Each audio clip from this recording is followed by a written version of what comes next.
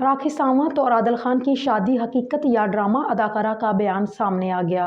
भारतीय अदाकारा राखी सावंत अपने मुसलमान दोस्त आदिल खान दुरानी से खुफिया तौर पर शादी के बाद मीडिया की जीनत बनी हुई हैं। मीडिया की रिपोर्ट के मुताबिक भारतीय अदाकारा अपने मुसलमान दोस्त से शादी और इस्लाम कबूल करने के बाद जारी करदा बयान में कहा है कि मैं हिंदुस्तान में रहती हूँ, कोई यहाँ तालिबान की हुकूमत नहीं है। आदिल दुरानी से निकाह को कबूल किया है या नहीं के सवाल पर कहा कि पता नहीं आदिल लोगों के सामने क्यों नहीं आ रहा, रात 3 बजे तक यही सोचती हूँ क्यों वो शादी छुपा रहा है। उन्होंने कहा, मेरा शोहर अपनी बीवी और टेलीविज़न की मशहूर शख्सियत को मीडिया के सामने अपनाने से मना कर रहा है।